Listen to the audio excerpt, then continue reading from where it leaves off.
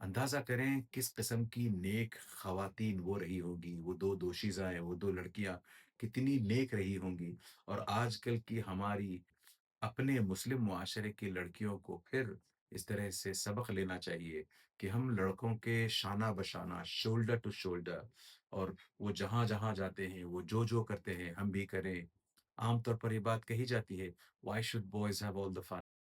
تو ہمیں پھر سے یہاں سبق لینے کی ضرورت ہے کہ ہم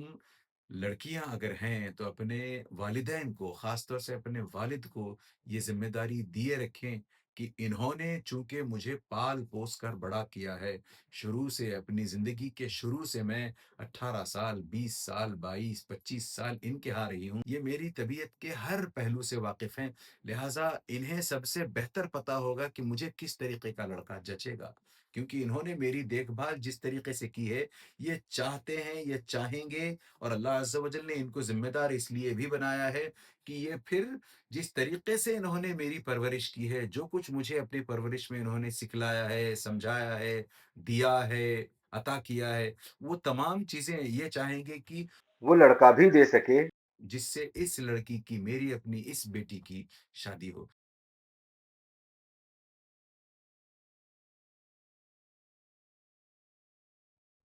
السلام علیکم ورحمۃ اللہ وبرکاتہ۔ ان الحمد للہ نحمده ونستعینه ونستغفره ونعوذ بالله من شرور أنفسنا ومن سيئات أعمالنا، من يهد الله فلا مضل له ومن يضلل فلا هادي له، وأشهد أن لا إله إلا الله وحده لا شريك له، وأشهد أن محمدا عبده ورسوله صلى الله عليه وسلم تسليما كثيرا. يا أيها الذين آمنوا اتقوا الله حق تقاته ولا تموتن إلا وأنتم مسلمون. يا أيها الناس اتقوا ربكم الذي خلقكم من نفس واحدة وخلق منها زوجها وبث منهما رجالا كثيرا ونساء، واتقوا الله الذي تساءلون به والأرحام إن الله كان عليكم رقيبا. يا أيها الذين آمنوا اتقوا الله وقولوا قولا سديدا يصلح لكم أعمالكم ويغفر لكم ذنوبكم، ومن يطع الله ورسوله فقد فاز فوزا عظيما. أما بعد، فإن خير الكلام كلام الله، وخير الهدي هدي محمد صلى الله عليه وسلم، وشر الأمور محدثاتها، وكل محدثة بدعة، وكل بدعة ضلالة، وكل ضلالة في النار۔ برادران اسلام اور خواتین ملت، ہم تمام اس بات سے بخوبی واقف ہیں کہ قرآن کریم میں اللہ عز و جل نے جگہ جگہ الگ الگ قصے بیان فرمائے ہیں۔ ان قصوں کا مطلب صرف یہ نہیں ہے کہ ہم اس طریقے سے ان قصوں کو سنیں اور جیسے عام طور پر ہوتا ہے کہ 4 دن میں، 8 دن میں ان قصوں کو بھلا دیا، نہیں، ان قصوں کے بڑے مقاصد ہیں۔ اللہ عز و جل نے ان قصوں کو قرآن میں جگہ اس لیے دی ہے کہ ہم اپنی زندگیوں کو ان قصوں سے عبرت لیتے ہوئے، ان قصوں سے سبق لیتے ہوئے بدلنے کی کوشش کریں، اپنی زندگیوں میں تبدیلیاں پیدا کریں، نیک سے نیک تر بننے کی کوشش کریں، اور ان قصوں میں جو پروٹیگنسٹ ہیں، ان قصوں میں جنہیں ہم ہیرو مانتے ہیں، سچ مچ کے ہیرو ہیں، تو اللہ عز و جل چاہتے ہیں کہ ہم اپنی زندگیوں کو ان کی زندگیوں کی طرز پر ڈھال کر ثواب دارین حاصل کرتے رہیں۔ آج کے اس پروگرام میں انشاءاللہ تعالی آپ کے سامنے موسیٰ علیہ السلام کی زندگی کی چند جھلکیاں لائی جائیں گی، جن میں پھر ہمارے اپنے لیے بڑے سبق موجود ہیں۔ ہم جانتے ہیں کہ کس طریقے سے موسیٰ علیہ السلام امر بالمعروف اور نہی عن المنکر کو لے کر کے الرٹ رہا کرتے تھے، ایکٹیو رہا کرتے تھے۔ یعنی موسیٰ علیہ السلام اپنے نبی بنائے جانے سے پہلے بھی امر بالمعروف اور نہی عن المنکر کو لے کر کے بہت ایکٹیو رہا کرتے تھے۔ موسیٰ علیہ السلام، ایک مرتبہ کا واقعہ ہے کہ کہیں سے گزر رہے ہیں، موسیٰ علیہ السلام دیکھتے ہیں کہ 2 آدمی ایک دوسرے سے جھگڑا کر رہے ہیں، اور ان میں سے جو کمزور قسم کا آدمی لگتا ہے، جو مظلوم لگتا ہے، اس نے جیسے ہی موسیٰ علیہ السلام کو دیکھا، آواز دی، کہا کہ اے موسیٰ میری مدد کریں۔ ان میں سے ایک موسیٰ علیہ السلام کی اپنی قوم کا ہے، یعنی بنی اسرائیل کا ایک شخص ہے، اور دوسرا قبطی قوم کا ہے، یعنی وہاں کا اپنا ایجپشن ایک آدمی ہے۔ تو موسیٰ علیہ السلام نے دیکھا کہ قبطی بڑا ظالم ہے، اس شخص پر ظلم کیے جا رہا ہے، تو موسیٰ علیہ السلام نے اس کو ہٹانے کی کوشش کی، اور جب یہ نہیں مانا تو موسیٰ علیہ السلام نے اس کو ایک ہلکے سے مکہ مارا۔ فَوَكَزَهُ موسیٰ، قرآن کہتا ہے موسیٰ علیہ السلام کے اس ایک مکے کی بدولت یہ آدمی چل بسا۔ موسیٰ علیہ السلام نے جیسے ہی دیکھا کہ ان کے اپنے ایک مکے سے اس کا کام تمام ہو گیا ہے، تو موسیٰ علیہ السلام کو بڑی ندامت ہوئی، بڑا افسوس ہوا کہ یہ میں نے کیا کر دیا، ایک مکہ ہی تو مارا تھا، اس کی جان نکل گئی، اس کو موت آ گئی۔ تو موسیٰ علیہ السلام بہت بہت نادم ہوئے۔ سب سے پہلی بات یہاں دیکھنے لائق یہ ہے کہ جیسے میں نے شروع میں کہا تھا کہ موسیٰ علیہ السلام اپنے نبی بنائے جانے سے پہلے بھی الامر بالمعروف والنہی عن المنکر کو لے کر کے بہت بہت الرٹ اور ایکٹیو رہا کرتے تھے۔ لہٰذا جیسے ہی موسیٰ علیہ السلام نے ان دونوں کے بیچ لڑائی دیکھی تو موسیٰ علیہ السلام سے رہا نہ گیا، اور جیسے ہی اس بندے نے آواز لگائی جو مظلوم لگتا تھا، تو فوراً موسیٰ علیہ السلام اس مظلوم کی مدد کو پہنچ گئے، جبکہ موسیٰ علیہ السلام یاد رکھیے ابھی تک نبی نہیں بنائے گئے ہیں۔ تو موسیٰ علیہ السلام نے جیسے ہی اس ظالم کو ہٹانا چاہا، ایک مکہ کیا لگایا کہ وہ انتقال کر گیا۔ موسیٰ علیہ السلام کو جیسے میں نے کہا اس کا بڑا شدید افسوس ہوا، اور موسیٰ علیہ السلام نے اللہ عز و جل سے فوراً مغفرت طلب کی۔ اللہ عز و جل نے فوراً ان کی مغفرت بھی کر دی۔ قرآن خود اس سلسلے میں کہتا ہے قال ربی انی ظلمت نفسی فاغفر لی فغفر له انہ هو الغفور الرحیم۔ اس آیت کا ترجمہ میں آپ کے سامنے رکھوں اس سے پہلے ہم یہ دیکھنے کی کوشش کرتے ہیں کہ کیسے کئی مرتبہ ہم میں سے کئیوں کے ساتھ بھی ہیٹ آف دا مومنٹ میں، یعنی جب گہما گہمی چل رہی ہو، تو اس اثنا میں کئی مرتبہ ہمارے ہاتھوں یا ہماری اپنی زبان سے بھی کچھ نکل جاتا ہے، کچھ سرزد ہو جاتا ہے، اور ہم فٹ آف ریج میں کئی مرتبہ یہ بھلا بیٹھتے ہیں کہ زیادتی اب ہم نے کر دی ہے، زبان چلا کر کے یا زبانی طور پر کچھ کہہ کر کے یا اپنے ہاتھوں پیروں کے ذریعے سے یا اپنی طاقت کا استعمال کرتے ہوئے کہیں نہ کہیں ہم سے زیادتی ہو گئی ہے، اور ہیٹ آف دا مومنٹ ہو گیا، یا پھر گہما گہمی کے معاملے میں، یا پھر سیٹلنگ سکورس جسے کہتے ہیں اس سلسلے میں ہم اتنی بے احتیاطی برتتے ہیں کہ پھر ہمیں احساس نہیں رہتا کہ ہم نے اس پر زیادتی کر دی ہے۔ یہاں موسیٰ علیہ السلام کی دیکھیں، فوراً نادم ہوئے اور کہا رب انی ظلمت نفسی، کہ اللہ عز و جل میں نے اپنے آپ پر ظلم کیا ہے کہ میں نے اس کو مکہ مارا، اور اس مکے کی بدولت وہ چل بسا۔ فاغفر لی، اے اللہ عز و جل میری مغفرت فرما دینا، یہ میں نے جان بوجھ کر نہیں کیا تھا، یہ ایکسیڈنٹل ڈیتھ تھی۔ تو اللہ عز و جل نے بھی فغفر لہ کہا، یعنی اسی وقت اللہ عز و جل نے ان کی مغفرت فرما دی۔ موسیٰ علیہ السلام کے تعلق سے، قیامت کے دن کے تعلق سے آتا ہے کہ موسیٰ علیہ السلام کہیں گے کہ نہیں، مجھے آج اپنے ہی اس گناہ کی پڑی ہے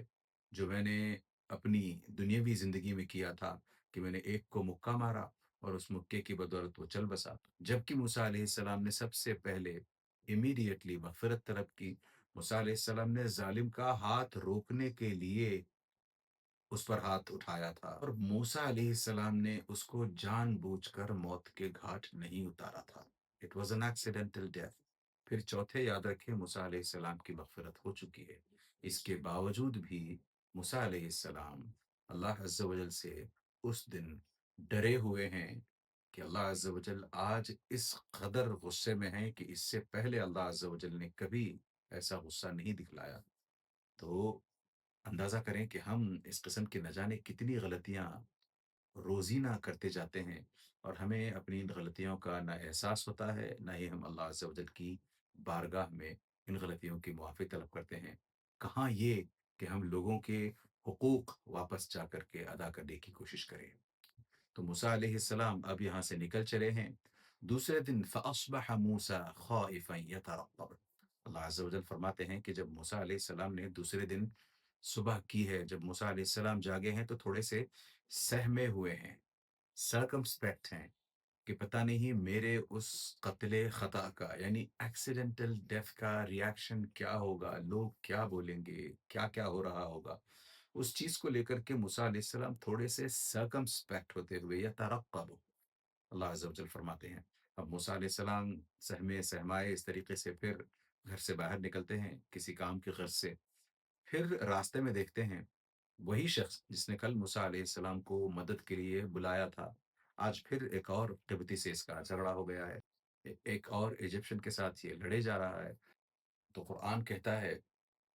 فَإِذَا الَّذِي اسْتَنصَرَهُ بِالْأَمْسِ يَسْتَصْرِخُ، وہی شخص جس نے کل موسیٰ علیہ السلام سے مدد مانگی تھی، آج پھر سے کسی اور قبطی کے ساتھ جھگڑا کرتے ہوئے موسیٰ علیہ السلام سے مدد مانگتا ہے۔ تو فوراً موسیٰ علیہ السلام اس سے کہتے ہیں اِنَّكَ لَغَوِيٌّ مُبِينٌ، کہ اصل میں تم غلطی پر ہو، گمراہی تم کرتے ہو، غلط کام تم کرتے ہو۔ یہ کہہ کر موسیٰ علیہ السلام آگے بڑھتے ہیں ان دونوں کو پھر سے چھڑانے کے لیے اور اس ظالم کا۔ اور عام طور پر قبطی اس زمانے میں ظالم اس لیے بھی ہوا کرتے تھے کہ قبطی وہاں اپنے آپ کو وہاں کے باشندے مانا کرتے تھے، اور بنی اسرائیل کو باہر سے آئی ہوئی نسل سمجھ کر کے، باہر سے آئی ہوئی قوم سمجھ کر کے ان پر ظلم کو جائز سمجھتے تھے۔ لہٰذا موسیٰ علیہ السلام جب آگے بڑھتے ہیں اس ارادے سے فلما ان اراد ان یبطش بالذی هو عدو لهما، موسیٰ علیہ السلام جب آگے بڑھتے ہیں کہ اس بندے کا ہاتھ تھاما جائے، اس قبطی کو روکا جائے، تو یہ بندہ، یہ جو بنی اسرائیل کا لڑکا ہے،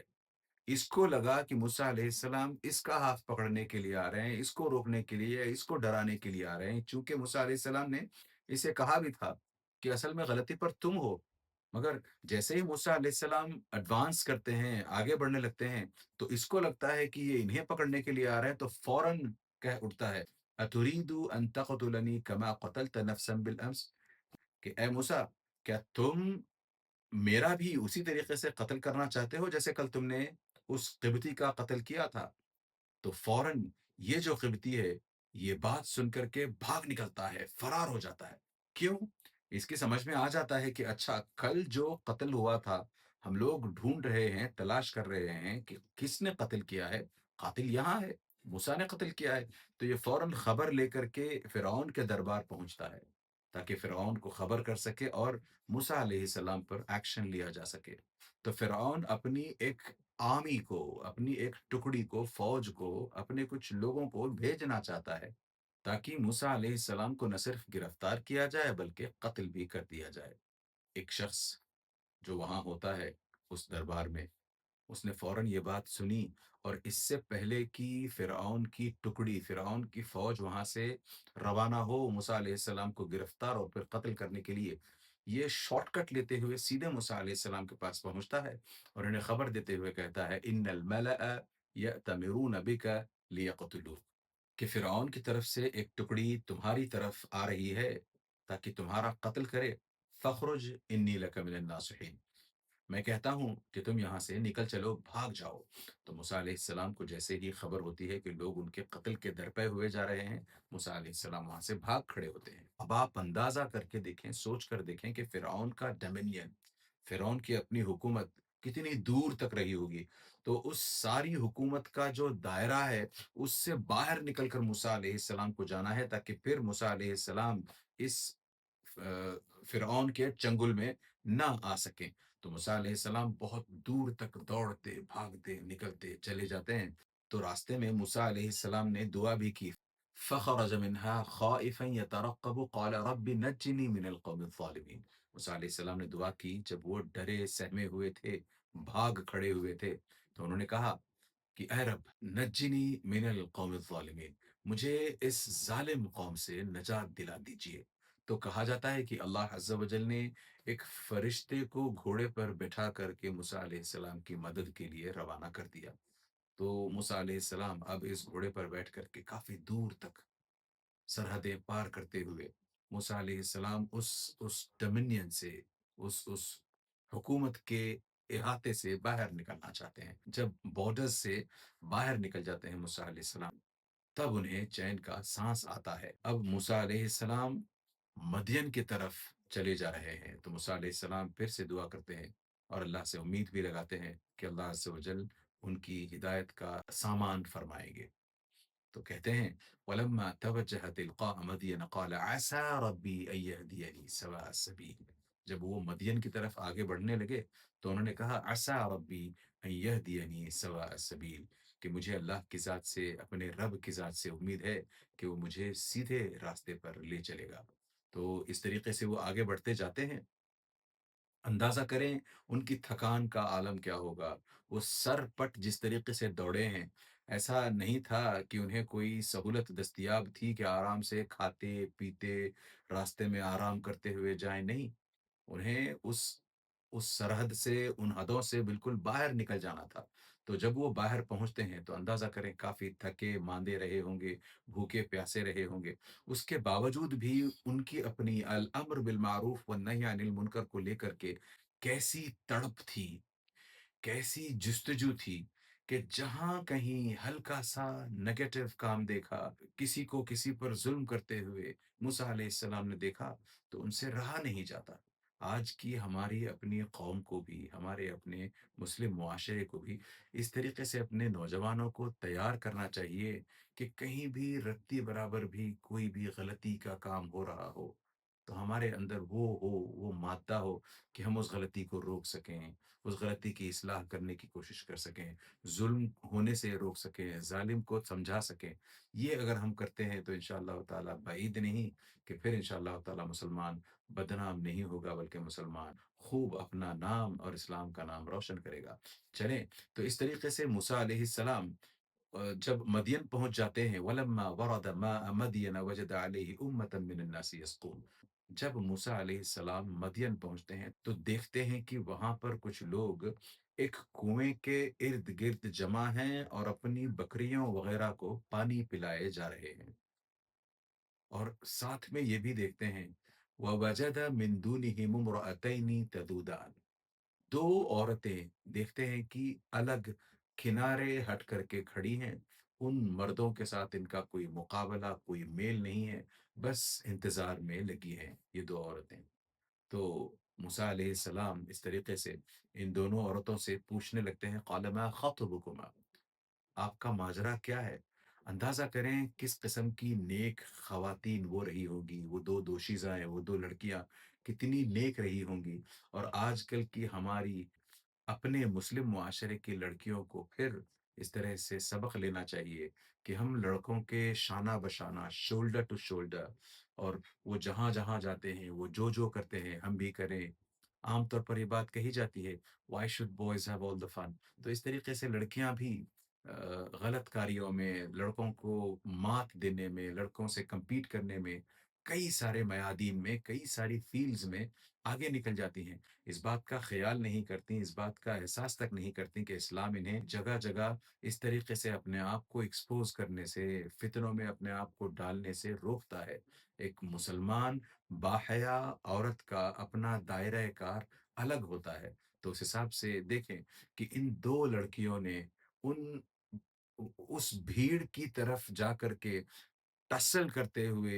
ان سے جھگڑتے ہوئے کبھی یہ نہیں کہا کہ نہیں، ہمیں بھی اپنی بکریوں کو پانی پلانا ہے، راستہ ہمیں بھی دو، ہم بھی پانی پلائیں گی، آپ ہٹ جاؤ، کبھی نہیں۔ بس وہ انتظار کرنے لگیں کہ یہ سب لوگ اپنی اپنی بکریوں کو پانی پلا کر کے چلے جائیں، ہم پھر آرام سے جا کر کے پانی پلا لیں گے۔ اس وقت کا معاشرہ بھی دیکھیں کیسا تھا، دو لڑکیاں، مجبور لڑکیاں کھڑی ہیں، ان کی اپنی مجبوریوں کا تو ویسے موسیٰ علیہ السلام کو علم نہ ہو، سمجھ میں آتا ہے، یہ دو لڑکیاں اسی اپنی قبیلے کی یا پھر اسی اپنی سوسائٹی کی، اسی کمیونٹی کی لڑکیاں ہیں، تو ان دو لڑکیوں کے تعلق سے، ان کے بیک گراؤنڈ کے تعلق سے یقیناً ان اس کمیونٹی کے لوگوں کو پتہ تھا، پتہ ہونا بھی چاہیے۔ تو اس کے باوجود بھی ان لوگوں میں سے کسی کے اندر اتنے اخلاق نہیں تھے کہ ان میں سے کوئی آگے بڑھ کے آتا، یہ کہتا کہ ایک کام کریں، آپ دو ہیں، اپنی اپنی بکریوں کو پانی پلا کر کے آپ نکل جائیں، پھر ہم یہاں پر اپنی اپنی بکریوں کو پانی پلا لیں گے۔ ان میں سے کسی نے یہ بات نہیں کی۔ تو اندازہ کریں معاشرہ اس وقت کا کیسا تھا۔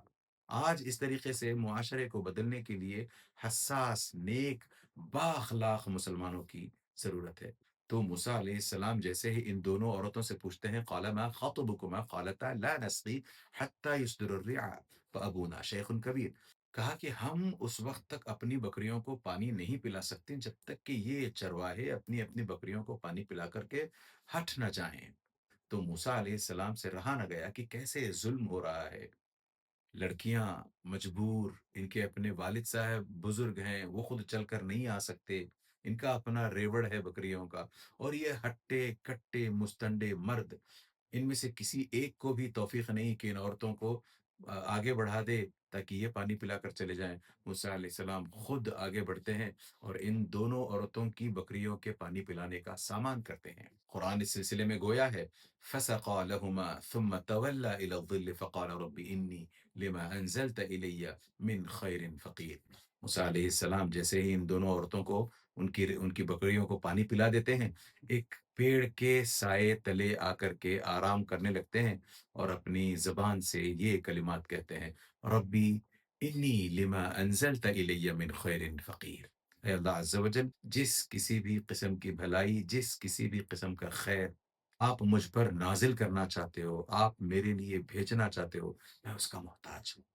اندازہ کریں، موسیٰ علیہ السلام دور سے بھاگ کر کے آئے ہیں، اپنی جان بچا کر کے آئے ہیں، تھکے ہارے ہیں، بھوکے پیاسے ہیں، اور آ کر کے یہاں ان دو اجنبی لڑکیوں کی مدد بھی کی ہے،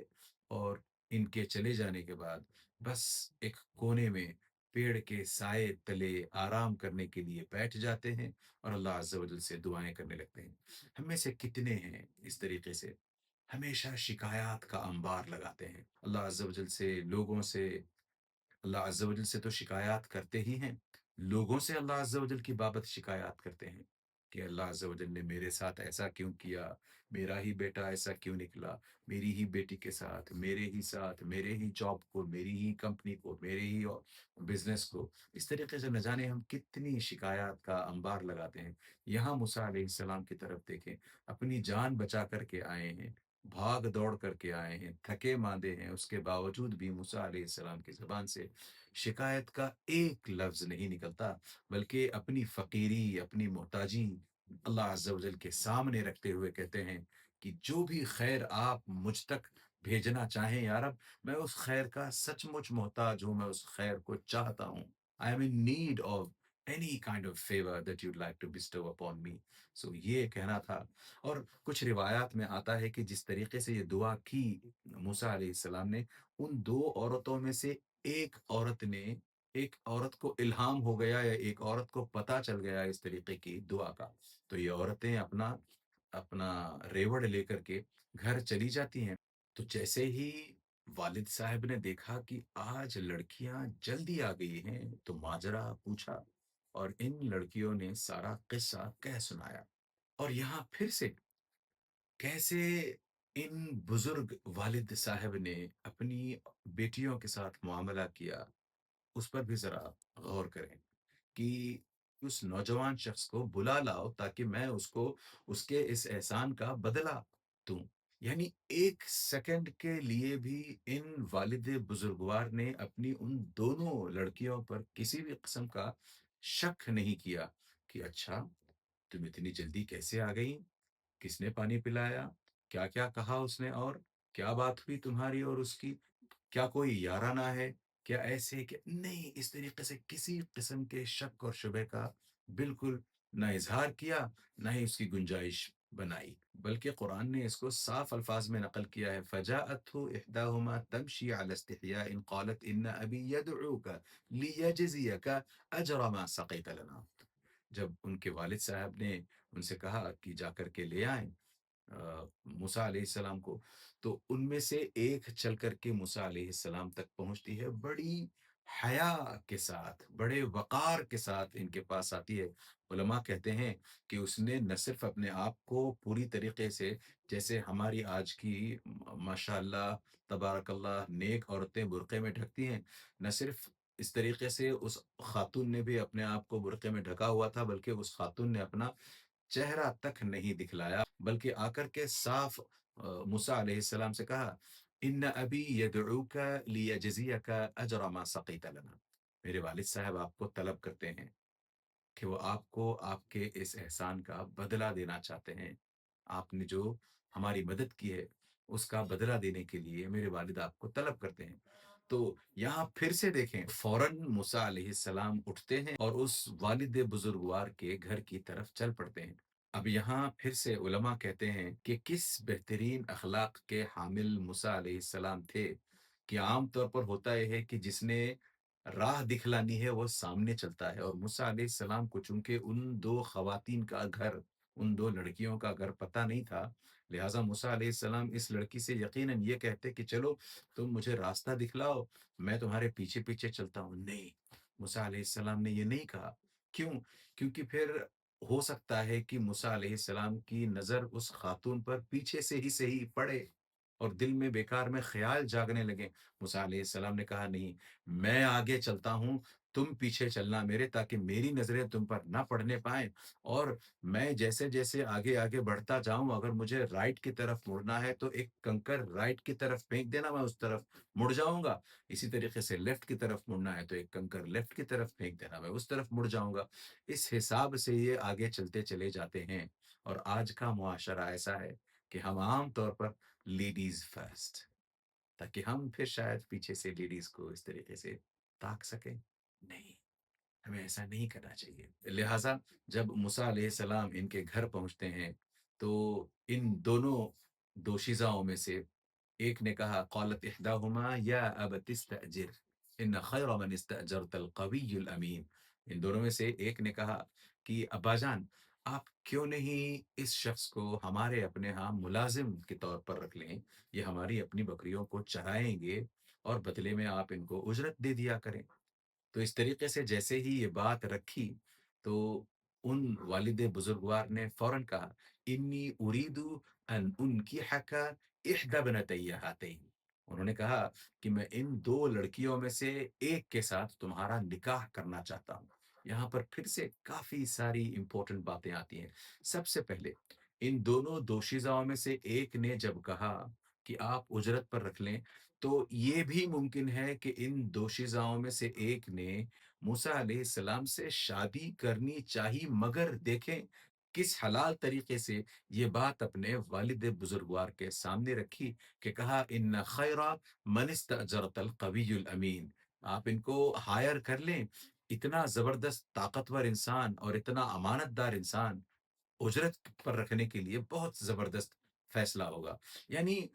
آپ کو اگر اس طریقے سے کسی شخص سے پیار ہے، آپ چاہتی ہیں کہ کسی شخص سے آپ کی شادی ہو، تو اس کے لیے صحیح جو راستے ہوتے ہیں وہ اپنائے جانے چاہیے۔ یہ نہ ہو کہ ہم خود ڈائریکٹلی اٹھا کر کے اپنا فون یا پھر انسٹاگرام یا اس طریقے سے نہ جانے اور کیسے کیسے وسائل آج آ گئے ہیں کہ ان کے ذریعے سے اس لڑکے سے کانٹیکٹ کیا جائے، اس لڑکے کو اپنے جال میں پھنسانے کی گویا کوشش کی جائے، اس لڑکے کو رجھانے کی کوشش کی جائے، اور اس طریقے سے الٹی سیدھی حرکتیں کر کے سماج میں بدنامی، اور پھر اسلام کا کوئی پاس نہیں، اخلاق گرے ہوئے، ان تمام چیزوں سے بچ کر بھی اپنا مقصود پھر بھی حاصل کیا جا سکتا ہے کہ اپنے والدین کے سامنے بات رکھی جائے کہ مجھے اس لڑکے میں دلچسپی ہے، میں اس شخص سے، اس لڑکے سے شادی کرنا چاہتی ہوں، پھر معاملہ ان کے سپرد کر دیا جائے۔ اگر والدین اس لڑکے میں میرٹ دیکھتے ہیں تو یقیناً آگے بڑھیں گے، اور اگر کہتے ہیں کہ بیٹا اس لڑکے میں میرٹ نہیں ہے، تو پھر اپنی تقدیر پر بھروسہ کیا جائے اور اللہ عز و جل پر بھروسہ کیا جائے۔ ہم اچھے رہیں گے تو ہمارے حق میں اچھے ہی فیصلے آئیں گے۔ لہٰذا ان دونوں خواتین میں سے ایک نے جیسے ہی اپنے والد بزرگوار سے کہا کہ اس نوجوان کو آپ اجرت پر رکھ لیں کہ یہ ہماری اپنی بکریاں چرائے، اور یہ نوجوان بڑا طاقتور ہے اور بڑا امین ہے، تو یہاں پر پھر والد بزرگوار نے ہلکے سے تفتیش کرنے کی کوشش بھی کی کہ آپ کو کیسے پتا کہ یہ قوی ہے، یہ امین ہے، یہ طاقتور ہے، یہ امانت دار ہے، یہ آپ کو کیسے پتا؟ تو فوراً ان دونوں لڑکیوں نے کہا کہ کنویں پر جو لڈ ہوتا ہے، کنویں کو ڈھکنے کے لیے جس لڈ کا استعمال کیا جاتا ہے، اس پتھر کو ہٹانے کے لیے عام طور پر 10 آدمیوں کی ضرورت ہوتی ہے، مگر موسیٰ علیہ السلام ایک اکیلے سب پر بھاری نہیں، موسیٰ علیہ السلام ایک اکیلے اس پتھر کو بڑی آسانی سے ہٹا دیتے ہیں، اور پھر نہ صرف انہوں نے پانی پلانے میں مدد کی ہے، بلکہ امین اس طریقے سے کہ جب پہلے پہلے پہنچے ہیں تو قال ما خطبکما، صرف इतना ही पूछा है कि आप लोगों का माजरा क्या है कि आप वहाँ पानी पिलाने की बजाय दूसरों के साथ अकेले तन्हा खड़ी हो। बस इतनी ही बात की है, माँ खतुबुकुमा। उसके बाद जब ये खातून दोबारा आती हैं, ये कहने के लिए कि वालिद साहब आपको बुलाते हैं, आपके एहसान का बदला देना चाहते हैं, तब भी कहा जाता है कि मूसा अलैहिस्सलाम ने इन इस खातून से एक लफ्ज़ नहीं कहा। बस उठे और आगे की तरफ हो गए, खुद चल दिए और फिर रास्ते में बस ज़्यादा से ज़्यादा इतना ही कहा है कि अगर दाहिने मुड़ना हो तो मुझे दाहिने की तरफ एक कंकर मारो और बाएँ मुड़ना हो तो बाएँ वाली तरफ एक कंकर। तो उस हिसाब से इनके अमानतदार होने का सबसे बड़ा सबूत ये है कि ये आगे चलते रहे, उस खातून को पीछे कर दिया ताकि अपनी नज़रों की हिफाज़त हो सके। वरना इस तरीके से 2 अकेली अनजान लड़कियों को पाकर आज का नौजवान न जाने क्या-क्या गलत ख़्यालात अपने दिल में पैदा करे और उनमें से कितने ऐसे ख़्यालात होंगे जिन पर वो फिर अमल करने की न सिर्फ़ कोशिश करता है बल्कि उसके लिए आगे भी बढ़ता है। यहाँ पर एक और बात जो समझने, गौर करने लायक है और उससे सबक हासिल किया जा सकता है, वो ये है कि अल्फ़ाज़ देखें इन वालिद-ए-बुज़ुर्गवार के, इन्नी उरीदु अन उनकिहका इह्दा बनतैया हातैन। मैं इन दोनों लड़कियों में से, इन दोनों बेटियों में से एक का निकाह तुम्हारे साथ करवाना चाहता हूँ। साफ पता चला कि लड़कियों के निकाह की ज़िम्मेदारी उनके अपने वालिदैन की है, ख़ास तौर पर वालिद की ज़िम्मेदारी है। आजकल की लड़कियाँ हदें फुलांदते हुए न सिर्फ़ अपने निकाह आप करती हैं, बल्कि आगे बढ़ कर के गैर मुस्लिमों से तक निकाह कर लेती हैं। जबकि खुद मुसलमान ही से अगर कोई औरत इस तरीके से अपना निकाह आप करती है, तो नबी करीम सल्लल्लाहु अलैहि वसल्लम कहते हैं कि फ़निकाहुहा बातिल। नबी करीम सल्लल्लाहु अलैहि वसल्लम फरमाते हैं, अय्युमा इम्रअतिन नकहत नफ्सहा फ़निकाहुहा बातिल, फ़निकाहुहा बातिल, फ़निकाहुहा बातिल। कि कोई भी औरत हो, अगर वो खुद से अपना निकाह करना चाहती है और खुद से अपना निकाह कर ले, तो उसका निकाह इनवैलिड, उसका निकाह इनवैलिड, उसका निकाह इनवैलिड है। तो एक गैर मुस्लिम के साथ अगर कोई इस तरीके से आगे बढ़ कर के अपना मुँह काला करे, अपने आखिरत को दाँव पर लगा दे, अपने इस्लाम की फ़िक्र न करे, तो अंदाज़ा करें कि उसके निकाह के ताल्लुक से कैसे अल्फ़ाज़ कहे जाने चाहिए या फिर उस औरत के ताल्लुक से, उस दोशीज़ा के ताल्लुक से क्या-क्या कहा जाना चाहिए। तो हमें फिर से यहाँ सबक लेने की ज़रूरत है कि हम लड़कियाँ अगर हैं तो अपने वालिदैन को, ख़ास तौर से अपने वालिद को ये ज़िम्मेदारी दिए रखें कि इन्होंने चूँकि मुझे पाल-पोस कर बड़ा किया है, शुरू से अपनी ज़िंदगी के शुरू से मैं 18 साल, 20 साल, 22, 25 साल इनके यहाँ रही हूँ। ये मेरी तबीयत के हर पहलू से वाक़िफ़ हैं, लिहाज़ा इन्हें सबसे बेहतर पता होगा कि मुझे किस तरीके का लड़का जचेगा। क्योंकि इन्होंने मेरी देखभाल जिस तरीके से की है, ये चाहते हैं, ये चाहेंगे और अल्लाह अज़्ज़ व जल ने इनको ज़िम्मेदार इसलिए भी बनाया है कि ये फिर जिस तरीके से इन्होंने मेरी परवरिश की है, जो कुछ मुझे अपनी परवरिश में इन्होंने सिखलाया है, समझाया है, दिया है, अता किया है, वो तमाम चीज़ें ये चाहेंगे कि वो लड़का भी दे सके, जिससे इस लड़की की, मेरी अपनी इस बेटी की शादी हो। इस वजह से वालिदैन को, ख़ास तौर से वालिद को ज़िम्मेदारी दी जाती है कि आप अपनी बेटी का निकाह करें। और आज की लड़कियाँ, अल्लाहुल मुस्तआन, इन तमाम चीज़ों को समझती नहीं हैं, जानती नहीं हैं, दीन से बेदूरी अलग है, लिहाज़ा समझती हैं कि अपने निकाह के वो खुद मालिक हैं और इस तरीके से आगे बढ़ कर के गलत-सलत कार्यों में मुब्तला होती हैं। यहाँ दूसरी बात, ख़ास तौर से वालिद-ए-बुज़ुर्गवार की तरफ से जो बात हुई, उसके ज़िमन में अगर आपको लगे कि सामने जिस लड़के के ताल्लुक से आपको इल्म हुआ है कि वो बड़ा दीनदार है, उसके अखलाक बड़े अच्छे हैं, तो आपको बतौर वालिद, उस लड़की के वालिद होने के बावजूद भी आपको हर्ज नहीं होना चाहिए अपनी बेटी का रिश्ता ले जा कर के उस लड़के के वालिदैन के या उस लड़के के ज़िम्मेदारों के सामने रखें आप, कोई हर्ज नहीं होना चाहिए इसमें। क्यों? क्योंकि खुद उमर रज़ियल्लाहु अन्हु ने अपनी बेटी हफ्सा रज़ियल्लाहु अन्हा का, जबकि उनके शौहर का इंतकाल हो चुका था, तो खुद उमर रज़ियल्लाहु अन्हु अपनी बेटी के निकाह का रिश्ता लेकर के उस्मान रज़ियल्लाहु अन्हु के पास जाते हैं कि आप मेरी बेटी हफ्सा से शादी कर लें। फिर جب ان کی طرف سے جواب نہ میں آتا ہے یا جواب نہیں آتا ہے تو ابو بکر رضی اللہ عنہ کی طرف جاتے ہیں کہ آپ میری بیٹی سے نکاح کر لیں۔ ایونچولی بعد میں پتہ چلتا ہے کہ نبی کریم صلی اللہ علیہ وسلم کا خود کا اپنا ارادہ ہے کہ حفصہ سے وہ شادی کریں، لہٰذا اس وجہ سے یہ دونوں خاموش ہیں۔ تو ایونچولی وہ نبی کریم صلی اللہ علیہ وسلم کے سامنے جا کر کے اپنی بیٹی کا رشتہ رکھتے ہیں اور شادی ہو جاتی ہے۔ بات یہاں یہ ہے کہ اگر ہمیں پتا چلے as a parent, as a father, کہ ہمارے سامنے ایک ایسا نوجوان لڑکا ہے جس کے دین سے اور جس کے اخلاق سے ہم امپریسڈ ہیں، خود نبی کریم صلی اللہ علیہ وسلم فرماتے ہیں اذا جاءکم من ترضون دینہ وخلقہ فزوجوہ، اگر تمہارے سامنے کوئی ایسا رشتہ آ جائے جس کے دین سے اور جس کے اخلاق سے تم خوش ہو، فزوجوہ، تو تمہارا فرض بنتا ہے کہ تم ایسے لڑکے سے اپنی بیٹی کا نکاح کر دو۔ اگر یہ نہیں کرو گے تو نبی کریم صلی اللہ علیہ وسلم فرماتے ہیں تکن فتنۃ فی الارض وفساد عریض، کہ اس طریقے سے نہ کریں، یعنی آپ اگر کسی لڑکے کے دیندار اور اچھے اخلاق والا ہونے کے باوجود بھی اس لڑکے سے اپنی بیٹی کا نکاح نہیں کرتے، بلکہ اس کے بینک بیلنس کی طرف آپ کی نظر ہے، اس کے جاب کی طرف آپ کی نظر ہے، اس کے گھر کی، اس کی کار کی طرف آپ کی نظر ہے، اس کے وہ کتنا ہینڈسم ہے اس طرف آپ کی نظر ہے، اس کی تمام دوسری چیزوں پر آپ کی نظر ہے، اس کے دین اور اس کے اخلاق کو آپ نے دیکھا نہیں ہے، اچھے ہونے کے باوجود بھی آپ اس سے شادی اپنی بیٹی کی نہیں کروانا چاہتے، تو دنیا بھر میں فساد ہونے کا ڈر ہے، یہ نبی کریم صلی اللہ علیہ وسلم نے کہا۔ لہٰذا ہمیں بھی اپنی اپنی بیٹیوں کی شادیوں میں اچھے رشتوں میں دیر نہیں کرنی چاہیے، خاص طور سے ان کے اپنے دین کو لے کر کے اور اپنے اخلاق کو لے کر کے جب بات پتہ چل جائے۔ چلیں پھر قصے کی طرف واپس لوٹتے ہیں۔ والد بزرگوار کہتے ہیں انی اريد ان انكحك احدى ابنتي هاتين على ان تأجرني 8 حجج فإن اتممت 10 فمن عندك۔ وہ کہتے ہیں کہ میں تمہارا نکاح اپنی دونوں میں سے ایک بیٹی کے ساتھ اس بات پر کروں گا کہ تم میرے ہاں رہ کر کے میری بکریوں کو 8 سال کی مدت کے لیے چراؤ گے۔ فَإِنْ أَتْمَمْتَ عَشْرًا فَمِنْ عِنْدِكَ، ہاں اگر تم 8 کی بجائے 10 سال تک کی مدت کے لیے میری اپنی بکریوں کو چروانا چاہو تو یہ تمہاری طرف سے ہے، مجھے کوئی اس میں اعتراض نہیں ہوگا۔ اس طریقے سے پتا چلا کہ